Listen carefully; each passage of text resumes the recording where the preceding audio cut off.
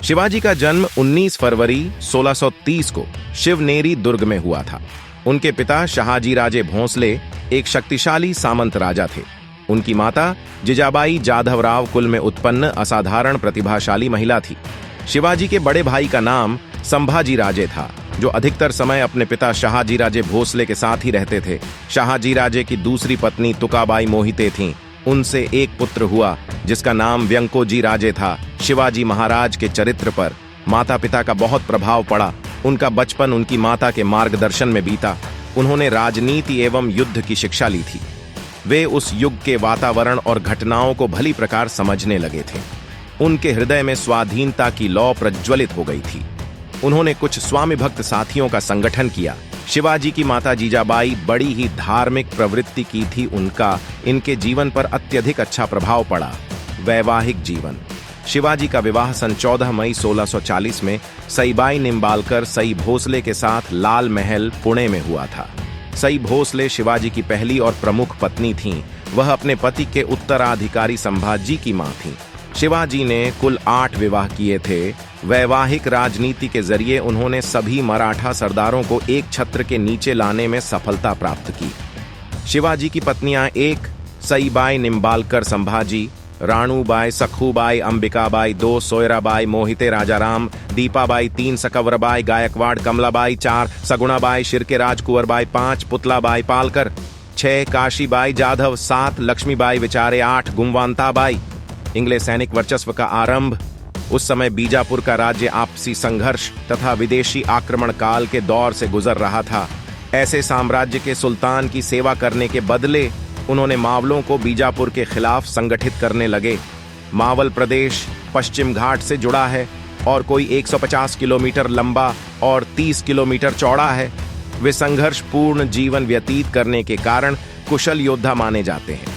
इस प्रदेश में मराठा और सभी जाति के लोग रहते हैं। शिवाजी महाराज इन सभी जाति के लोगों को लेकर मावल नाम देकर सभी को संगठित किया और उनसे संपर्क कर उनके प्रदेश से परिचित हो गए थे। मावल युवकों को लाकर उन्होंने दुर्ग निर्माण का कार्य आरंभ कर दिया था।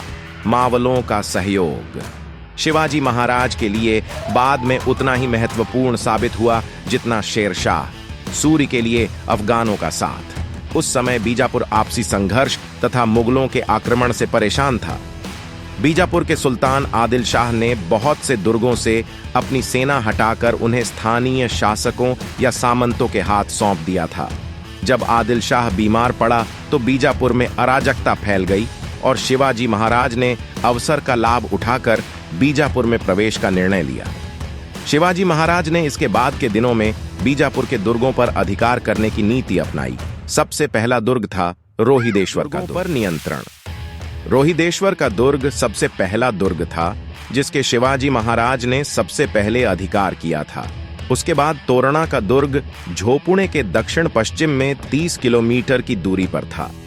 शिवाजी ने सुल्तान आदिल शाह के पास अपना दूत भेजकर खबर भिजवाई कि वे पहले किलेदार की तुलना में बेहतर रकम देने को तैयार हैं और यह क्षेत्र उन्हें सौंप दिया जाए।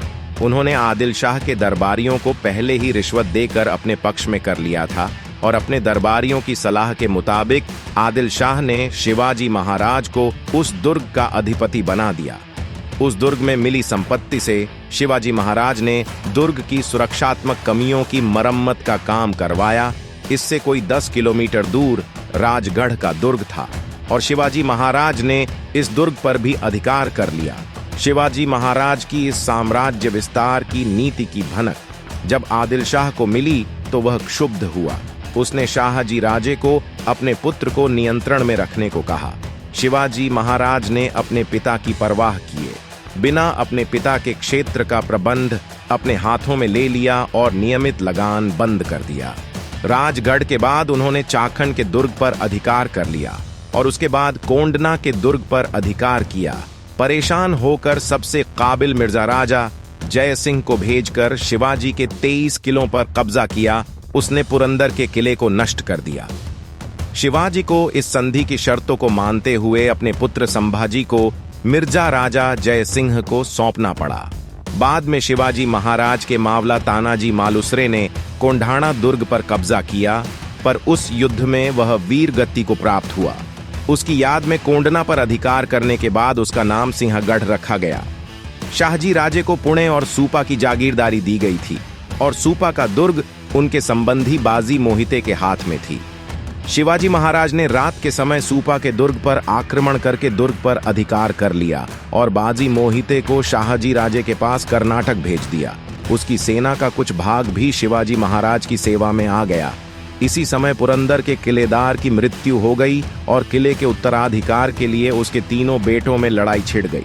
दो भाइयों के निमंत्रण पर शिवाजी महाराज पुरंदर पहुंचे और कूटनीति का सहारा लेते हुए उन्होंने सभी भाइयों को बंदी बना लिया। इस तरह पुरंदर के किले पर भी उनका अधिकार स्थापित हो गया।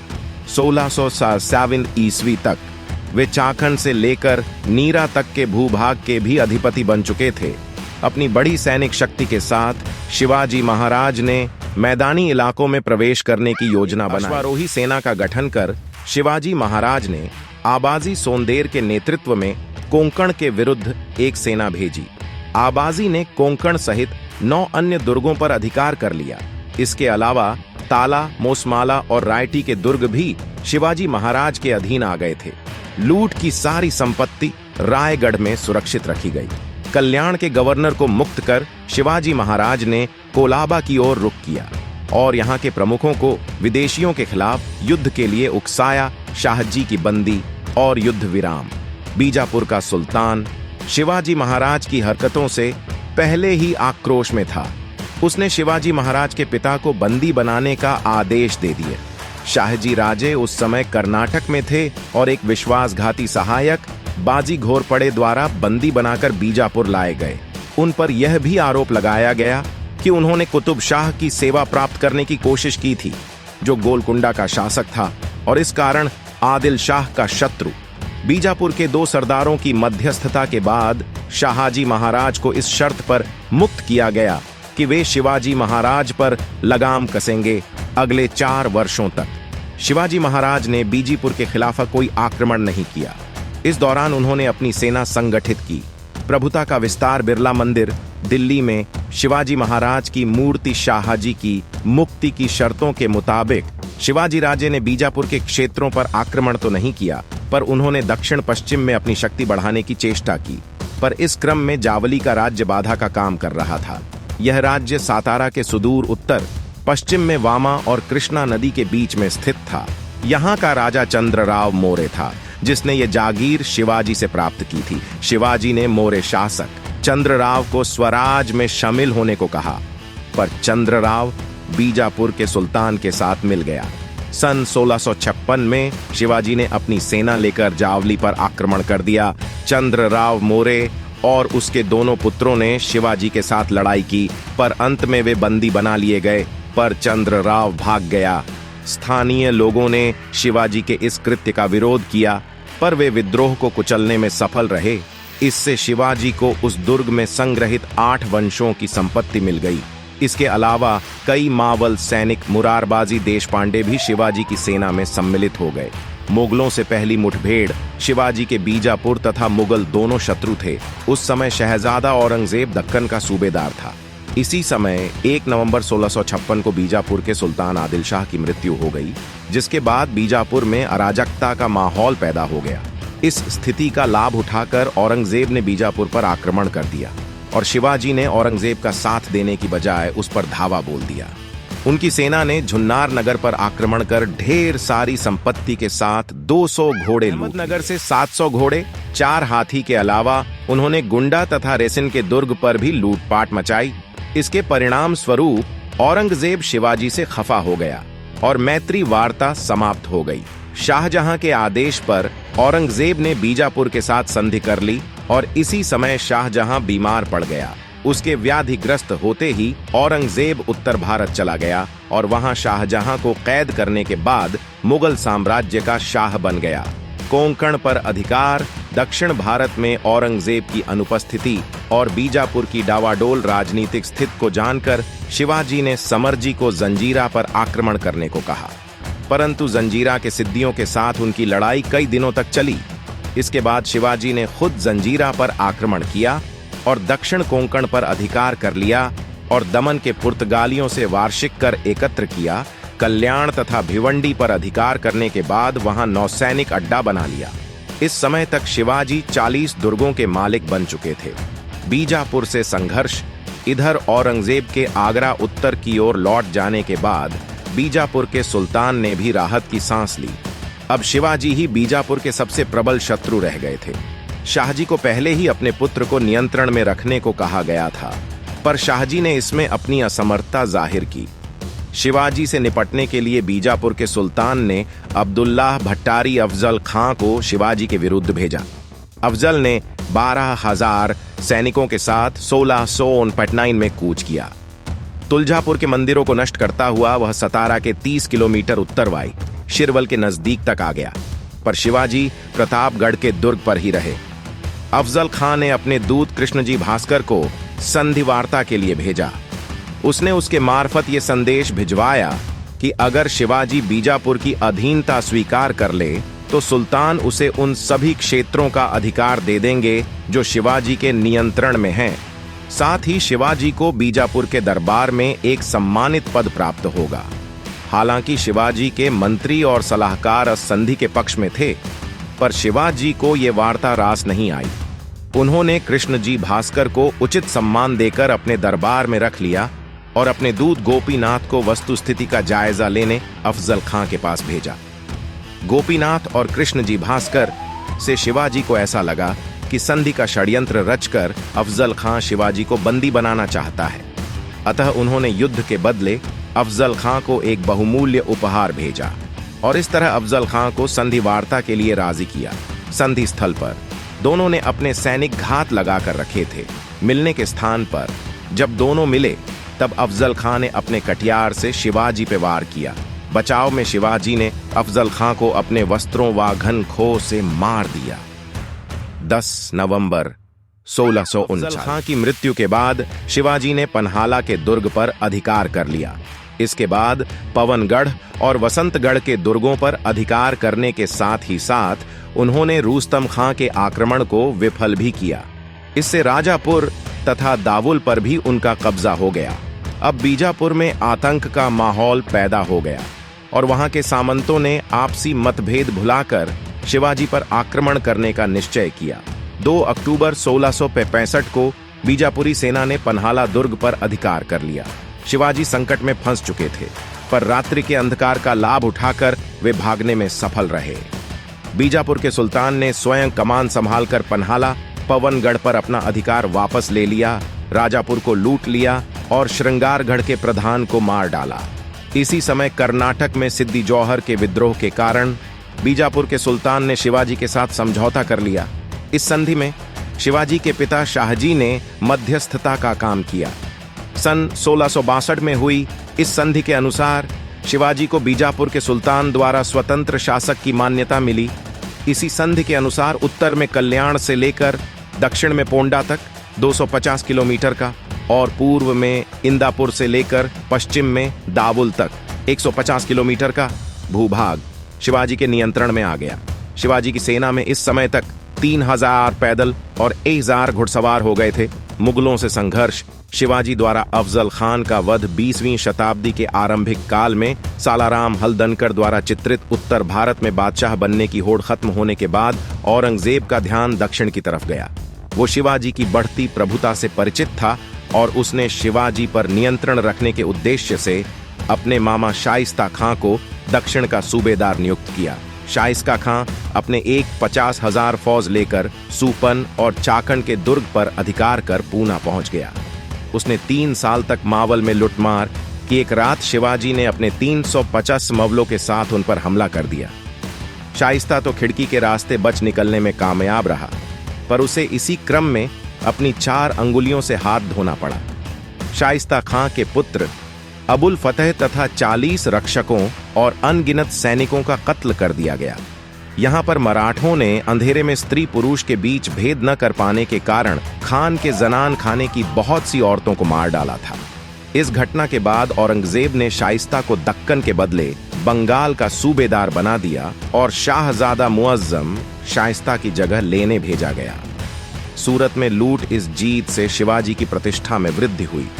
6 साल शाइस्ता खान ने अपनी 50,000 फौज लेकर राजा शिवाजी का पूरा मुल्क जलाकर तबाह कर दिया था। इसलिए उसका हर्जाना वसूल करने के लिए शिवाजी ने मुगल क्षेत्रों में लूटपाट मचाना आरंभ किया। सूरत उस समय पश्चिमी व्यापारियों का गढ़ था और हिंदुस्तानी मुसलमानों के लिए हज पर जाने का एक समृद्ध नगर था और इसका बंदरगाह बहुत महत्वपूर्ण था। शिवाजी ने 4,000 की सेना के साथ 1664 में 6 दिनों तक सूरत के धनाढ्य व्यापारियों को लूटा। आम आदमी को उन्होंने नहीं लूटा और फिर लौट गए। इस घटना का जिक्र डच तथा अंग्रेजों ने अपने लेखों में किया है।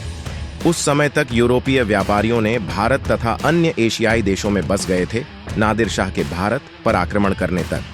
1729 किसी भी यूरोपीय शक्ति ने भारतीय मुगल साम्राज्य पर आक्रमण करने की नहीं सोची थी।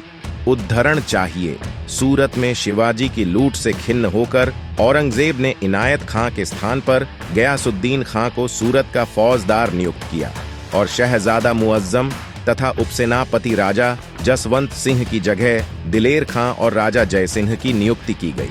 राजा जयसिंह ने बीजापुर के सुल्तान, यूरोपीय शक्तियां तथा छोटे सामंतों का सहयोग लेकर शिवाजी पर आक्रमण कर दिया। इस युद्ध में शिवाजी को हानि होने लगी और हार की संभावना को देखते हुए शिवाजी ने संधि का प्रस्ताव भेजा। जून 1665 में हुई इस संधि के मुताबिक शिवाजी 23 दुर्ग मुगलों को दे देंगे और इस तरह उनके पास केवल 12 दुर्ग बच जाएंगे। इन 23 दुर्गों से होने वाली आमदनी 4 लाख हूण सालाना थी। बालाघाट और कोंकण के क्षेत्र शिवाजी को मिलेंगे, पर उन्हें इसके बदले में 13 किस्तों में 40 लाख हूण अदा करने होंगे। इसके अलावा प्रतिवर्ष 5 लाख हूण का राजस्व भी वे देंगे। शिवाजी स्वयं औरंगजेब के दरबार में होने से मुक्त रहेंगे, पर उनके पुत्र शंभाजी को मुगल दरबार में खिदमत करनी होगी। बीजापुर के खिलाफ शिवाजी मुगलों का साथ देंगे। आगरा में आमंत्रण और पलायन। शिवाजी को आगरा बुलाया गया, जहां उन्हें लगा कि उन्हें उचित सम्मान नहीं मिल रहा है। इसके विरोध में उन्होंने अपना रोष भरे दरबार में दिखाया और औरंगजेब पर विश्वासघात का आरोप लगाया। औरंगजेब इससे क्षुब्ध हुआ और उसने शिवाजी को नजरबंद कर दिया और उन पर 5,000 सैनिकों के पहरे लगा दिए। कुछ ही दिनों बाद 18 अगस्त 1666 को राजा शिवाजी को मार डालने का इरादा औरंगजेब का था, लेकिन अपने अदम्य साहस और युक्ति के साथ शिवाजी और संभाजी दोनों इससे भागने में सफल रहे। 17 अगस्त 1666 संभाजी को मथुरा में एक विश्वासी ब्राह्मण के यहाँ छोड़ शिवाजी महाराज बनारस गए। पूरी होते हुए सकुशल राजगढ़ पहुंच गए। 2 सितंबर 1666 इससे मराठों को नवजीवन सा मिल गया। औरंगजेब ने जयसिंह पर शक करके उसकी हत्या विष देकर करवा डाली। जसवंत सिंह के द्वारा पहल करने के बाद सन 1668 में शिवाजी ने मुगलों के साथ दूसरी बार संधि की। औरंगजेब ने शिवाजी को राजा की मान्यता दी। शिवाजी के पुत्र शंभाजी को 5,000 की मनसबदारी मिली और शिवाजी को पूना, चाखन और सूपा का जिला लौटा दिया गया, पर सिंहगढ़ और पुरंदर पर मुगलों का आधिपत्य बना। 1670 में सूरत नगर को दूसरी बार शिवाजी ने लूटा। नगर से 132 लाख की संपत्ति शिवाजी के हाथ लगी और लौटते वक्त उन्होंने मुगल सेना को सूरत के पास फिर से हराया। राज्याभिषेक सन 1676 तक शिवाजी ने उन सारे प्रदेशों पर अधिकार कर लिया था जो पुरंदर की संधि के अंतर्गत उन्हें मुगलों को देने पड़े थे। पश्चिमी महाराष्ट्र में स्वतंत्र हिंदू राष्ट्र की स्थापना के बाद शिवाजी ने अपना राज्याभिषेक करना चाहा, परंतु मुस्लिम सैनिकों ने ब्राह्मणों को धमकी दी कि जो भी शिवाजी का राज्याभिषेक करेगा उनकी हत्या कर दी जाएगी। जब ये बात शिवाजी तक पहुंची कि मुगल सरदार ऐसे धमकी दे रहे हैं, तब शिवाजी ने इसे एक चुनौती के रूप में लिया और कहा कि अब वो उस राज्य के ब्राह्मण से ही अभिषेक करवाएंगे जो मुगलों के अधिकार में है। शिवाजी के निजी सचिव बालाजी जी ने काशी में 3 दूतों को भेजा, क्योंकि काशी मुगल साम्राज्य के अधीन था। जब दूतों ने संदेश दिया तो काशी के ब्राह्मण काफी प्रसन्न हुए, किंतु मुगल सैनिकों को यह बात पता चल गई। तब उन ब्राह्मणों को पकड़ लिया, परंतु युक्तिपूर्वक उन ब्राह्मणों ने मुगल सैनिकों के समक्ष उन दूतों से कहा कि शिवाजी कौन है हम नहीं जानते हैं, वे किस वंश से हैं दूतों को पता नहीं था, इसलिए उन्होंने कहा हमें पता नहीं है। तब मुगल सैनिकों के सरदार के समक्ष उन ब्राह्मणों ने कहा कि हमें कहीं अन्यत्र जाना है। शिवाजी किस वंश से हैं आपने नहीं बताया, अत ऐसे में हम उनके राज्याभिषेक कैसे कर सकते हैं? हम तो तीर्थ यात्रा पर जा रहे हैं और काशी का कोई अन्य ब्राह्मण भी राज्याभिषेक नहीं करेगा। जब तक राजा का पूर्ण परिचय न हो आप वापस जा सकते हैं। मुगल सरदार ने खुश होकर ब्राह्मणों को छोड़ दिया और दूतों को पकड़कर औरंगजेब के पास दिल्ली भेजने की सोची, पर वो भी चुपके से निकल भागे। वापस लौटकर उन्होंने ये बात बालाजी आव तथा शिवाजी को बताई, परंतु आश्चर्यजनक रूप से 2 दिन बाद वही ब्राह्मण अपने शिष्यों के साथ रायगढ़ पहुंचे और शिवाजी का राज्याभिषेक किया। इसके बाद मुगलों ने फूट डालने की कोशिश की और शिवाजी के राज्याभिषेक के बाद भी पुणे के ब्राह्मणों को धमकी दी। कहा कि शिवाजी को राजा मानने से मना करो ताकि प्रजा भी इसे न माने, लेकिन उनकी नहीं चली। शिवाजी ने अष्टप्रधान मंडल की स्थापना की। विभिन्न राज्यों के दूतों, प्रतिनिधियों के अलावा विदेशी व्यापारियों को भी इस समारोह में आमंत्रित किया गया, पर उनके राज्याभिषेक के 12 दिन बाद ही उनकी माता का देहांत हो गया था। इस कारण से 4 अक्टूबर 1654 को दूसरी बार शिवाजी ने छत्रपति की उपाधि ग्रहण की। 2 बार हुए इस समारोह में लगभग 50 लाख रुपए खर्च हुए। इस समारोह में हिंदवी स्वराज की स्थापना का उद्घोष किया गया था। विजयनगर के पतन के बाद दक्षिण में यह पहला हिंदू साम्राज्य था। एक स्वतंत्र शासक की तरह उन्होंने अपने नाम का सिक्का चलवाया। बीजापुर के सुल्तान ने कोंकण विजय के लिए अपने 2 सेनाधीशों को शिवाजी के विरुद्ध भेजा, पर वे असफल रहे। दक्षिण में विजय सन 1677-78 में शिवाजी का ध्यान कर्नाटक की ओर गया। बंबई के दक्षिण में कोंकण, तुंगभद्रा नदी के पश्चिम में बेलगांव तथा धारवाड़ का क्षेत्र, मैसूर, वेलारी, त्रिचूर तथा जिंजी पर अधिकार करने के बाद 3 अप्रैल 1680 को शिवाजी का देहांत हो गया। मृत्यु और उत्तराधिकार विष दिलाने के बाद शिवाजी महाराज की मृत्यु 3 अप्रैल 1680 में हुई। उस समय शिवाजी के उत्तराधिकार संभाजी को मिले। शिवाजी के ज्येष्ठ पुत्र संभाजी थे और दूसरी पत्नी से राजा राम नाम एक दूसरा पुत्र था। उस समय राजा राम की उम्र मात्र 10 वर्ष थी, अतः मराठों ने संभाजी को राजा मान लिया। उस समय औरंगजेब राजा शिवाजी का देहांत देखकर अपनी पूरे भारत पर राज्य करने की अभिलाषा से अपनी 5,000 सेना सागर लेकर दक्षिण भारत जीतने निकला। औरंगजेब ने दक्षिण में आते ही आदिल शाही 2 दिनों में और कुतुब शाही 1 ही दिनों में खत्म कर दी, पर राजा संभाजी के नेतृत्व में मराठाओं ने 9 साल युद्ध करते हुए अपनी स्वतंत्रता बरकरार रख औरंगजेब के पुत्र शहजादा अकबर ने औरंगजेब के खिलाफ विद्रोह कर दिया। संभाजी ने उसको अपने यहाँ शरण दी। औरंगजेब ने अब फिर जोरदार तरीके से संभाजी के खिलाफ आक्रमण करना शुरू किया। उसने अंततः 1679 में संभाजी के बीवी के सगे भाई यानी गणोजी शिर्के की मुखबरी से संभाजी को मुकरब खां द्वारा बंदी बना लिया। औरंगजेब ने राजा संभाजी से बदसलूकी की और बुरा हाल करके मार दिया। अपनी राजा की औरंगजेब द्वारा की गई बदसलूकी और नृशंसता द्वारा मारा हुआ देखकर पूरा मराठा स्वराज्य क्रोधित हुआ। उन्होंने अपनी पूरी ताकत से राजाराम के नेतृत्व में मुगलों से संघर्ष जारी रखा। 1700 ईस्वी में राजाराम की मृत्यु हो गई। उसके बाद राजाराम की पत्नी ताराबाई 4 वर्षीय पुत्र शिवाजी द्वितीय की संरक्षिका बनकर राज करती रही। आखिरकार 25 साल मराठा स्वराज्य के युद्ध लड़के थके हुए औरंगजेब की उसी छत्रपति शिवाजी के स्वराज्य में दफन हुए। शासन और व्यक्तित्व। शिवाजी को एक कुशल और प्रबुद्ध सम्राट के रूप में जाना जाता है। यद्यपि उनको अपने बचपन में पारंपरिक शिक्षा कुछ खास नहीं मिली थी, पर वे भारतीय इतिहास और राजनीति से सुपरिचित थे। उन्होंने शुक्राचार्य तथा कौटिल्य को आदर्श मानकर कूटनीति का सहारा लेना कई बार उचित समझा था। अपने समकालीन मुगलों की तरह वह भी निरंकुश शासक थे, अर्थात शासन की समूची बागडोर राजा के हाथ में ही थी, पर उनके प्रशासकीय कार्यों में मदद के लिए 8 मंत्रियों की एक परिषद थी, जिन्हें अष्टप्रधान कहा जाता था। इसमें मंत्रियों के प्रधान को पेशवा कहते थे, जो राजा के बाद सबसे प्रमुख हस्ती था। वित्त और राजस्व के कार्यों को देखता था, तो मंत्री राजा की व्यक्तिगत दैनंदिनी का ख्याल रखाता था। सचिव दफ्तरी काम करते थे, जिसमें शाही मुहर लगाना और संधि पत्रों का आलेख तैयार करना शामिल होते थे। सुमंत विदेश मंत्री था। सेना के प्रधान को सेनापति कहते थे। दान और धार्मिक मामलों के प्रमुख को पंडितराव कहते थे। न्यायाधीश न्यायिक मामलों का प्रधान था। मराठा साम्राज्य 3 या 4 विभागों में विभक्त था।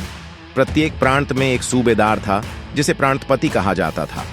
हर एक सूबेदार के पास भी एक अष्टप्रधान समिति होती थी। कुछ प्रांत केवल करदाता थे और प्रशासन के मामले में स्वतंत्र न्याय व्यवस्था प्राचीन पद्धति पर आधारित थी। शुक्राचार्य, कौटिल्य और हिंदू धर्मशास्त्रों को आधार मानकर निर्णय दिया जाता था। गांव के पटेल फौजदारी मुकदमों की जांच करते थे। राज्य की आय का साधन भूमि से प्राप्त होने वाला कर था, पर चौथ और सरदेशमुखी से भी राजस्व वसूला जाता था।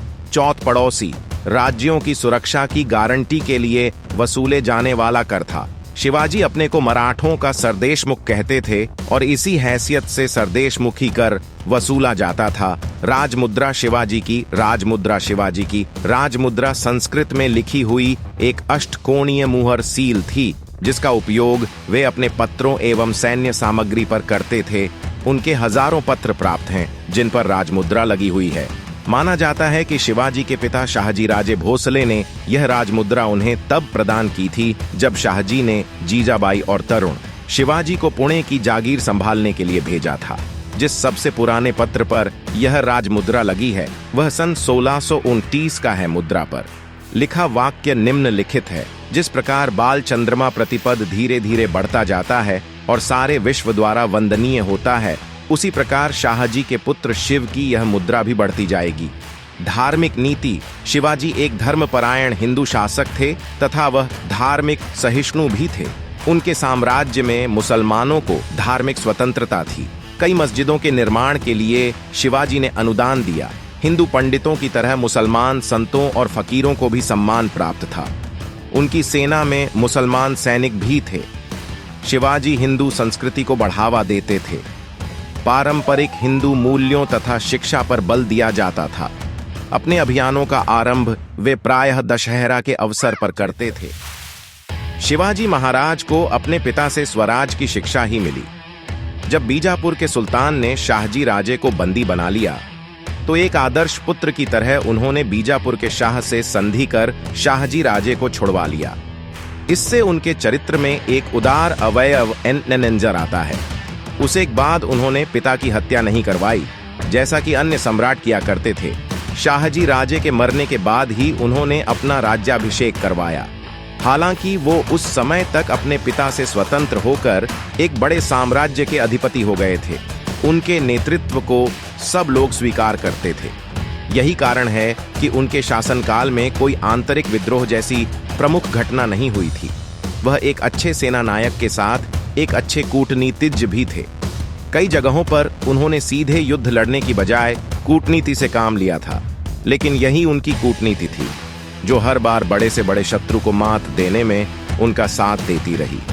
शिवाजी महाराज की गनिमी कावा नामक कूटनीति, जिसमें शत्रु पर अचानक आक्रमण करके उसे हराया जाता है, विलोभनीयता से और आदर सहित याद किया जाता है। जय Shivaji. Please share to everyone. हर हर महादेव। सब्सक्राइब सनातन आर्यावर्त।